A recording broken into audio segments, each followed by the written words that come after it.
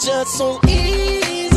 Watching what you need TV. What's up, you guys? I'm here with Richard Dreyfuss and Tanya Lamani. Star Trek Have Belly Will Travel. She's got a wonderful book going, and we're here in Burbank for the Hollywood Collector Show. I mean, this is it. I mean, how are you doing, Richard? She has a better belly than me. But can you belly dance? I'm fine with that. Can you belly dance? No, but I'm just kidding. I actually have one of my best friends is a belly dancer. You know, I do want to tell you one of my favorite movies was Jaws, and I did love you in that movie. You were definitely... A film called Once Around? Yes. Because the belly dancer in that film is a very good friend. Very good friend. She's good. She's good. Brilliant. Yeah. Denny Kravitz. I want to tell you what the show's about. It's an inspirational show to help independent talent to basically get where they're trying to get to. So what good words do you think you can give to our viewers to help them get to that location? You know, help them get to where they're trying to get to. Red carpets and, you know, acting and in movies and to Richard Dreyfuss' world. No, LA is the wrong town to be in if you really want to be serious about it. It can eat you, and it does eat beautiful women and talented people daily, so you really have to be on the lookout to keep your soul. And but if you're serious about it, if you're really serious about acting, for instance, then you've already got it. You've already succeeded, because you're not waiting for anything.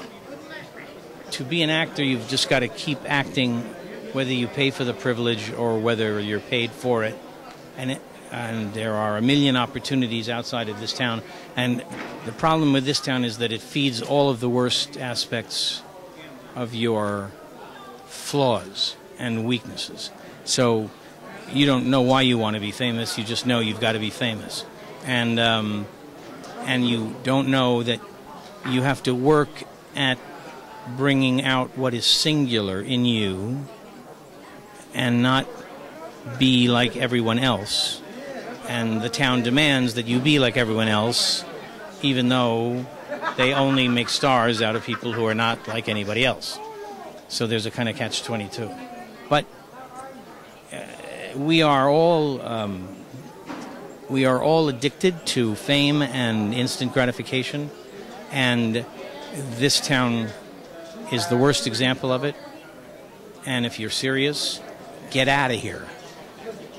Go somewhere else. Go to New York. Get out of here. Maybe you can come back later. But right now, all it can do is make you into some mythological beast.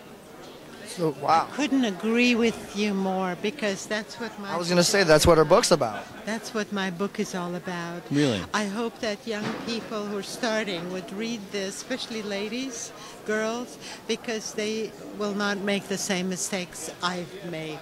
And I agree with you 100%. You cannot sell your soul in this business. You have to take it very seriously as any other business and any art form, and be the best you can to, as a talent, to develop your talents and depend on that rather than being cute and sexy, because it'll not get you anywhere. And I survived. I think another thing, too, is, and what you guys really got to understand, too, is God. God is a big reason on everything you get, and if you don't, you know, put him first and remember that he always comes first on anything that you do, he can pull the red carpet right from out from under you, right? I think that asking the questions about God and the universe and death and the big questions that are difficult to answer marks the maturity of mankind, but answering them in any way marks the immaturity of mankind. And no answers that we can possibly come up with now about the nature of God are anything but guess and hope. And it's like asking third graders to do advanced calculus. We are not old enough to know the nature of God. The only thing you can know is that by asking those questions, you're human and you are using the gifts God gave you. But there are no right answers to it, and you have to be willing to say, I don't know, I change my mind. You have to be willing to learn and don't accept anyone's definition of God, because God is if he's anything else, even if he's only a metaphor, God is the greatest writer, the subtlest writer. You can never outguess him, and he will always surprise you. And so, Very insightful words. Wow. let me tell you that if God exists, the nature of his existence is not only unknown, it is irrelevant to us until we have achieved wisdom. And the odds of our achieving wisdom, or let's say the time it takes to achieve wisdom, is in the millions of years. So ask the questions, that's good. But don't get stuck on any answers, because then we'll behave like 3-year-olds.